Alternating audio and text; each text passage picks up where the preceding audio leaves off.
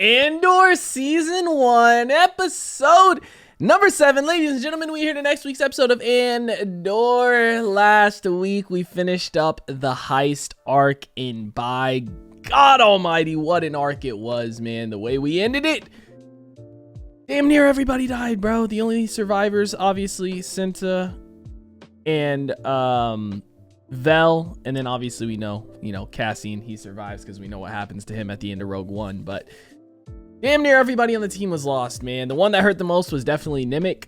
Lieutenant Gorn, he died very quickly and they didn't even really go back to it. Maybe they'll touch on it more this episode, but I wouldn't be surprised if they don't. And then Tarman, bro, the way Cassian just kind of took him out super quickly, I wasn't expecting it. It was definitely a shock, but I kind of get his reasoning behind it too. The dude, you could say he was a little bit of a scumbag, but he's in a similar position, to Cassian, right? He was just doing it for his own personal gain. However, at the end of the day, Cassian was sticking to his word and he wasn't going to screw everybody else over like he was. But we're here to episode 7. I believe this is the standalone episode, man. So I'm here for it. I'm excited for it. I do feel like we got a couple other things to wrap up from the previous arc, which I'm assuming we're going to do in this episode. Figure out what Vel is going to do. Cassian, I don't know if he's going to end up talking to Luthen again. Luthen's still on Coruscant. Obviously, we ended the episode with him kind of hearing the news of the heist and not really figuring out how it went, but he knows it did happen. So he seemed happy about that. But that, and then Cinta, she is still stuck on the planet. I'm assuming this was all part of their plan, was for her to stay behind. And I think my guess would be she's either going to get picked up later on or she's going to have her own kind of like ship planted somewhere to escape or end up finding one, something along those lines. But regardless, I'm here for it. I'm excited for it. So guys, I'm gonna stop wasting time. We're gonna go ahead, we're gonna hop into this episode. Before we do, if you guys are new to the channel, you do hit that subscribe button, comment down below what you guys want to see next video, and drop a like on the video for your boy. Full reaction will be up on Patreon, as well as early access to a bunch of other stuff new. If you guys want to check that out, link in the description down below. But we're gonna go ahead, we're gonna hop into this episode. Corporal, at your service. Fall in. All these poor souls are dead now, man. Pretty much all of them, damn near, right? I'll be fine. Go. She's got to have an escape plan, right, for her, because it's not like this shit wasn't a part of the plan. Now I wonder what's gonna happen. Maybe Cassian does go back home. Maybe we do get to see Bix again, get to see Marva, get to see them reunite a little bit. Because now that things have kind of calm down, so to speak, and everything happened with the deputy inspector and stuff, I don't think they're going to specifically be going after Cassian anymore, especially because this whole stuff with the heist happened, right? Now if they find out he was part of the heist, it's going to be a whole nother thing. Uncle Hollow's influence is not a thing to be trifled with. How am I trifling? He's done us a tremendous favor. You need to remember you're not just representing yourself today. The collar. What about it? It's high. You've had it raised. Ed, what is it that you hear my collar saying? Look at me. I don't believe in myself. I am desperate for approval. To be fair, that is kind of how he feels 100%, I feel like. You know what I mean? Look, he's hearing this. What happened? The heist. Travel? They attacked the garrison. They'll regret it. I wonder if he thinks it was Cassian, or that Cassian was at least a part of it.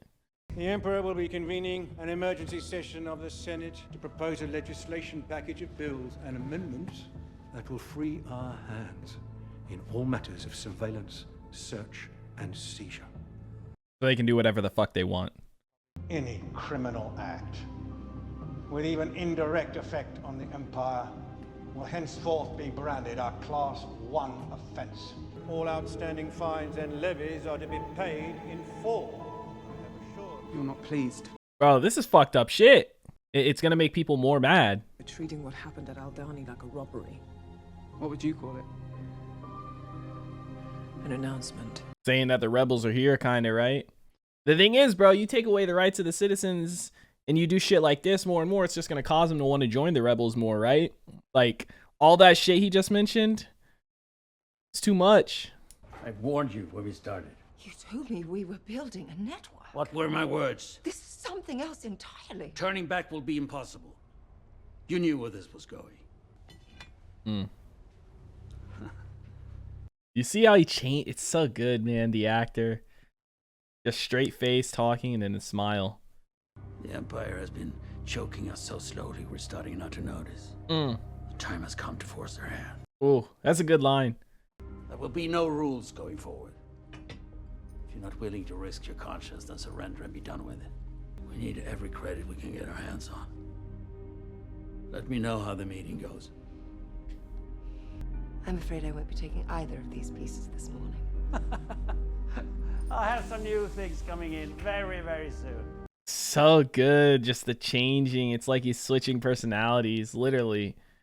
Some good lines, man. It's like he said, they're slowly choking us and we don't even realize it, right? It's like how sometimes that's how it is, bro. You know what I mean? They don't do big changes and stuff like that or big events, but it's like small things that add up over time. And you're like, as it happens, you're like, oh, that's just one small thing. Oh, that's just one small thing. Oh, that's not a huge deal. But it's like, yeah, maybe each thing in and of itself isn't, but over time, you're going to look back and be like, damn, how did all this happen? It's because it's little bit by little bit. He's trying to force him to do something big, right?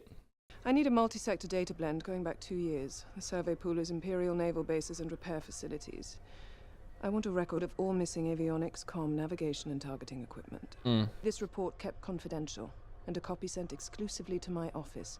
Can I rely on you for that level of discretion? Absolutely. She knows what's going on, man. But nobody else wants to listen to her, right? She knows the bigger picture. Oh, shit! Bro, look at how good that looks, man! Oh my god! Oh, I got chills, dude. We have a loose end. Cassian the Andor, who you know as Clem.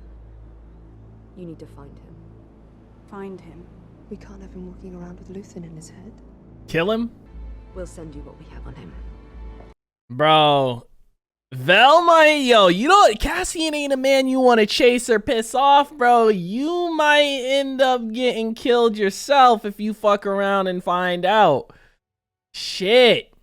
Wow, bro. So the whole time they had doubts about Skeen. So that makes me believe even more that the story he did tell about his brother was false, right? He told Cassian what brother. And I wasn't sure if he meant that in the sense that his brother's gone. So he's like, what brother? Or if he meant that in the sense that like he never really had one. Damn, is this Cassian? He did come back. Marva. We're getting out of here. He got money. We're leaving. To go where? Anywhere we want. I've got enough credits to get us anywhere. We're gonna clear out. Does she want to leave? When do we go? We go tonight. Tonight? Yeah, why not? What do we need to take but the three of us? Find somewhere warm and easy. I can make it happen. It's all gonna be different now. Maybe she doesn't want to leave, man. I mean, this is her home. I get now it's under Imperial control, but like, shit. We'll pull out first thing in the morning. All right? But the first thing... Let's do that. I know, she's acting a little bit weird. I get it's a lot to take in for her, but I don't know, man. Maybe she don't want to leave. She had been here for a minute, but it's also like now things are going to be a lot different now that we're under direct Imperial control. 12,000 credits. It's everything I owe. San, Nerchi, Braza, Dima. 12 should cover it. Be careful, Cass. You too. Damn. She looks like she didn't want to end things like that, man. She looks sad about it, right? When she told him to leave and he's like, I am. I bet she didn't expect him to actually say that, man. It's sad because I get where she's coming from and I get where the town's coming from too, right? They do all blame him, but it's also like, bro, Tim did snitch on him, bro. Had he not snitched, Cassian would have been out of there, man. This is not our fight, Cass. Flashback? Don't worry. They won't be here long. They're just going to raise their silly flag and fly away. Flashback to when they were first here, huh? Don't move. Stay here. Oh no, this is his... Oh, is this his dad? His adopted dad, kind of, right? Marva's the guy that was with Marva. Ready! Out! Oh no. Bro. bro, he's having those flashbacks, man. He wasn't even the one who threw the rock either. He was trying to stop him, man. Oh, man. What is this? I'm not going. What are you talking about? I'm staying. But it's not safe. You said it yourself. It's all come undone. There's an Imperial barracks on Riggs Road. Good luck to them. This is madness. No, it's not. It's overdue and probably doomed, and I'm too old, and I don't care anymore. Because every time I walk down Rick's Road, I turn off before I get to the square. I take the long way around, so I don't have to think about Clem hanging there. And that's why he had used Clem too, right? His dad's name. Wow. The garrison of Albany. I heard that. I put on my best coat, and I walked across the square with a smile on my face. It was There him. are heroes brave enough to take on a whole Imperial garrison. I'm brave enough to stick it out here. He was one of them there. I don't expect you to understand. And it was just a robbery. People are standing up. She wants to be part of something bigger. You can't stay, and I can't go.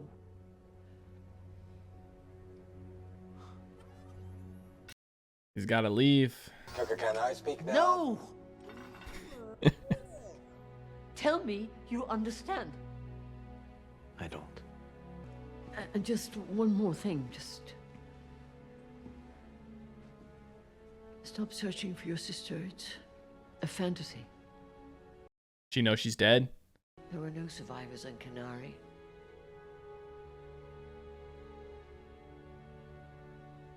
What happened there was not your responsibility. You were a child. Let it go. I get where she's coming from, man. The thing is, she doesn't even know that. She doesn't even know that that was him, right? That did the heist and stuff. But like, all Cassian sees it as a robbery. He doesn't realize it is part of something bigger, kind of. Which, I mean, he kind of does, but he kind of doesn't, because he did have that conversation with Luthen. But it's like, you know how Cassian is, man.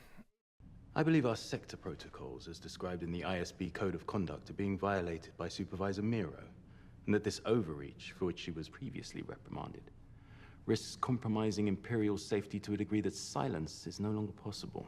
Supervisor Miro, do you mind having your integrity ventilated in public? No, sir. They were bumping heads the other episode, man. I'd be curious how many people at this table will think it careful that you found a way to access our sector data without ever filing a request. Is that true? I used the Imperial Emergency Act in the wake of Aldani to gather data across multiple sectors without official sanction, but that is the wrong question. Do you really think the rebels care about the lines we draw on maps? You think the relevance of my work has been supplanted? Systems either change or die. His face, man. She's finally letting it all out. There is a focused, organized rebel effort to acquire highly restricted Imperial military components. This is hard, verifiable data you are prepared to present? Yes, sir. I believe Supervisor Blevin is aware. I have a documented file ready to go. I believe his accusations here this morning have more to do with self-preservation than any sense of urgency. Imagine if everyone in this room played as loose with the rules as you. Excellent suggestion, Blevin. His facial expression, man. For the moment, I'm reassigning the Morlana sector to Supervisor Miro. Ferrix is of great interest to her and has clearly become a distraction for you. Supervisor Grandy, you will accelerate your schedule. Young, I will expect your report on Old Mandel tomorrow. He didn't expect it to go like that. Look at him, he pissed.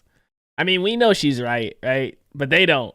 Because nobody expects there to be an actual group of rebels out there doing something like this to this level, to this degree, this organized, right?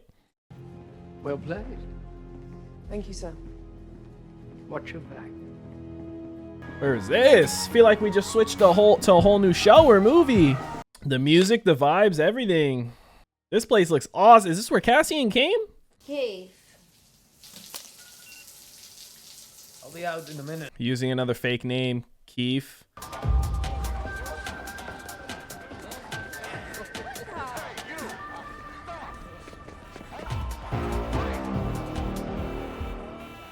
He's getting paranoid.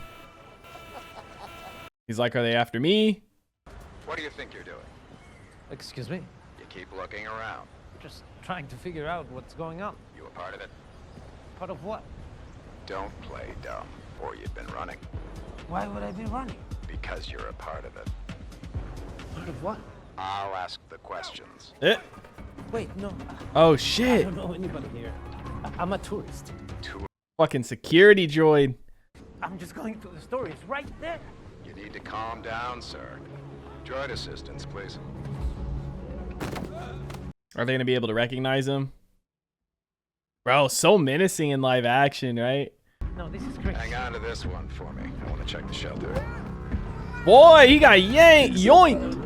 No. No, he meant the watch. No, he means watch. Dang, he's thinking about his dad. Tell him you mean watch. Damn. So was that a flashback? You got enough trouble without a resisting judgment charge. I'm just a tourist. Oh, apologies all round then. This used to be a 6-month sentence. 6 years. 6 years? No, wait. But Change of guidelines. Take him away. I didn't do anything. Hey, Take it up with the Emperor. Next. wait. Damn. So this is current day then, right? It's not it can't be a flashback, but why would he go here? Why would he go there?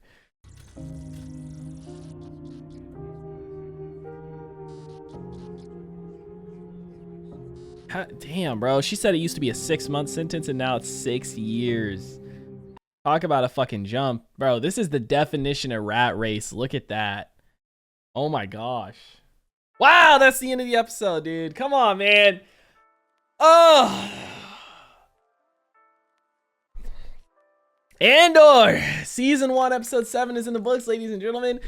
So that shit with Cassian, I'm assuming it's got to be a flash forward, but the reason I was thinking maybe it was a flashback for a sec is because everything that was going on, right? Like, why would he choose to go there specifically? Right? You figure, well, I mean, I guess like, I don't know, man. You can't really escape it, right? But damn, 6 years. So I think the next, so this was the standalone episode. So 8, 9, 10 are together, and then 11 and 12 together as an arc. So I'm assuming this next arc is going to be him doing his sentence. But bro, 6 years? I don't know, man. He's probably going to end up escaping or something somehow, some way, right? But the scene with Mon Mothma, man, at the little dinner party, fantastic, dude. That was probably my favorite scene this episode. Just seeing her sit there and have a conversation with the banker, like, I love small things like that. Like, you're sitting here in this party, other senators around, other people around, someone could hear you, but it's like, it kind of goes back to the Empire being, I mean, you could argue one way or the other, but it kind of goes back to the Empire being like just ignorant to everything, right? They feel like nothing big could ever happen, so to speak, right? No big rebel allegiance is going to happen or rebel alliance is going to happen to stand up to them. No big thing is happening. It's just small things, small people and stuff like that. They don't even realize it, man. And she's sitting here having this conversation with this dude right here in the middle of it all. And the thing is too that I love the little details in the dialogue, because she's sitting there, she's like, she's not sure if she can fully trust him with the information, right? And this is the dude she's been telling Luthen about to bring him on board, right? Because he's a banker, he can access her money and stuff easier without it being, you know, sus, because obviously the Empire's kind of tracking her, following her, and keeping an eye on her because she's doing all this small stuff, but she's purposefully doing all this small stuff to make it seem so they focus on that rather than what she's actually doing, right?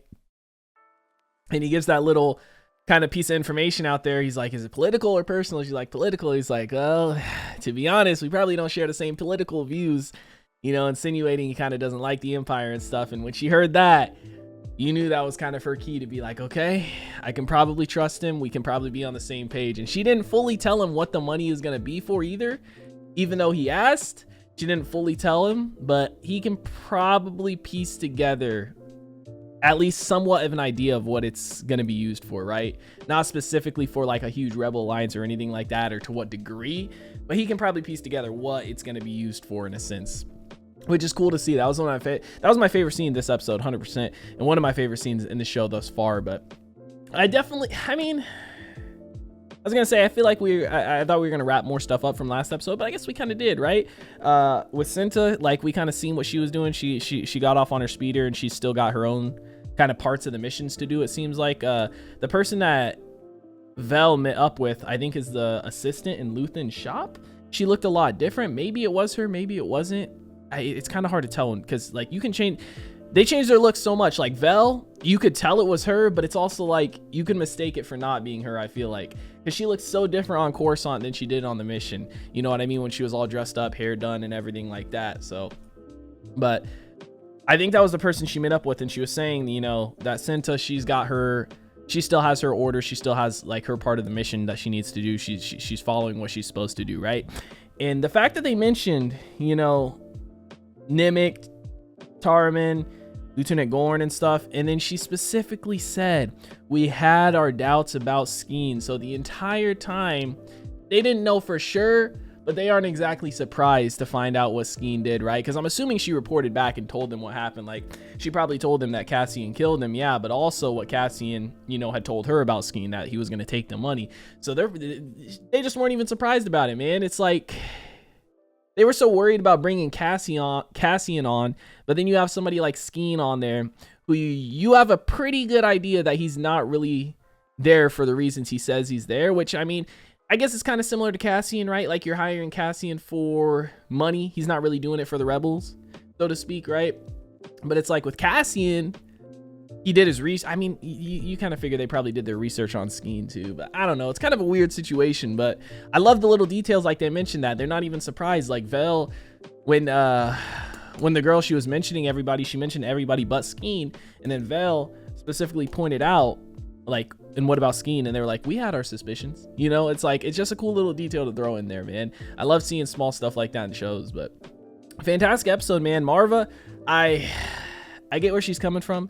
It's like you can only run from the Empire so long, right? Like their influence is growing more and more and more and more. And obviously we know kind of everything that happens and what point it gets to and stuff like that, because we've seen, you know, the original trilogy, we've seen everything else and stuff after this, the Mandalorian and things like that. So we know what kind of happens ultimately, but for her, it's like, bro, the Empire is just growing more and more. It's like, what's the point in running? Because you can run somewhere where the Empire might not be right now, but odds are they're going to show up again at some point. So it's like, with the life she lived, I don't, you know, we don't know her full backstory, exactly what she did. Obviously her and Clem, they seemed like they were maybe looters of some sort, something like that, because they were searching the ship and stuff on the planet originally when they saved Cassian. So she's tired of running, man. You know what I mean? And it's cool to see that she does want to sit there and fight, but I don't know. I wouldn't be surprised if she ends up dying, but I also wouldn't be surprised if we don't really go back to her at this point in the story, just because I feel like what else are we going to go back to on Ferrix, right? We can't really go stop the Empire from being there completely now, and it seems like this next arc that we're about to have, 8, 9, and 10, is probably going to be Cassian in jail. And then episodes 10 and 11, I mean, I guess maybe then, but I don't know. But it seemed like this episode right here specifically was kind of a wrap up for his relationships with Bix and with Marva. You know what I mean? I know he said he would be back, but I wouldn't be surprised if we don't return to them for the rest of the show, man. However, it is cool to see, you know, how she kind of took that information from hearing it on the news, how everybody really took it, right? Because this is the first time that something big like this has happened to the Empire, I think, at this point in the story, right? Something to this level, to this degree, like a huge heist like this. And you see everybody else, you know, how they kind of react to it differently. And this is let's slow down here. This is exactly what Luthen wanted, right? Like he was telling Mon Mothma. And it's, again, it goes back to the dialogue details. It's so cool to see them say this, because he's like, it's gonna suck because, yeah, it's gonna put people in a bad position and it's gonna make the Empire do stuff even worse, but this is kind of what we need, right? To get the people to join the rebels, right? To stand up to the Empire and to want to fight back more and more, because it's like this entire time I think he said they're slowly choking us, kind of, right? He used an analogy, something like that. And it's like they're making all these small changes, and you're like, in the moment, it doesn't seem like that big of a deal. Like, oh, this small law here, this small thing here, taking away this small right here. And it's like slowly, these things change over time. And as it's happening in the moment, you're like, oh, that's just one tiny little thing. It's not a big deal. But then when you turn around and you look back and you add it all up, it's like, holy shit, how did we get here, man? And it's like, you don't really realize what's happening because in the moment it seems so small and minuscule. But when you add it all together, it's a lot, man. And this is why he wanted this to happen, right? It's because he wanted something. He wants them to act, you know, rashly, so to speak, right? He wants them to do something big, something crazy, which is exactly what they're doing, man. When you hear the speech of what they're gonna do, the things they're gonna take away from people, the taxes they're gonna put on people and stuff like that, man. It's cool to see these intricacies as opposed to being on the front lines of things, right? With the rebels and stuff like we saw in, is it called what, bro? Why does it seem so weird to call it? Why does it seem so weird to call it Star Wars Rebels, bro? Why does it seem so weird to call it Rebels now? The show, the animated show, Star Wars Rebels. It seems so weird to call it that now after talking about everything. But Star Wars Rebels, bro, in that show, you know what I mean? We see everything that happens with the rebels. We see everything they're doing and whatnot. And it's just like, it's cool to see this stuff kind of more on the political side, right? We see the stuff on the front lines. We see the stuff in the action. And don't get me wrong, the show has action and stuff too, but I feel like we haven't really dove in to the back political side of things like we have in this show, which is a cool way to do it because not only does the show look amazing and whatnot, not only does it have a completely different feel than Star Wars, but it still feels like Star Wars, but we get to see a different side of things. Like there's so much shit you can talk about and tell in the Star Wars universe, story-wise, from, you know, like the movies, right? We've dove into so much stuff around the Clone Wars time with the show, Rebels, you know, the prequels and stuff like that. We have dove into a lot of stuff post, you know, original trilogy. I'm pretty sure they're making some more stuff around the sequel trilogy time or post sequel trilogy, and it's like we've dove into so many things, but there's so much story to tell throughout the Star Wars universe. Even if you go further back, there's stuff in the legends, there's, you know what I mean, there's so much stuff that you could get into story wise, and it's cool to see this side of things because it doesn't always have to be straight action. And I feel like that's why a lot of people, maybe not a lot of people, but some people, you know, there's a lot of back and forth with this show. Some people say it's the best Star Wars shit of all time, and some people say it's the worst Star Wars shit of all time. And I definitely see why. It's because it has a completely different feel, but you got to learn to appreciate all the stuff in the Star Wars universe, man, because you need stuff like this too, dude, because you get to see how it is on the backside of things with the politics and with the rebels, how they were built up. Like seeing them this small into this degree with like damn near nothing, and just seeing how they got started more and more, it's fantastic, bro. But regardless, guys, another dope episode of Andor's in the books, ladies and gentlemen.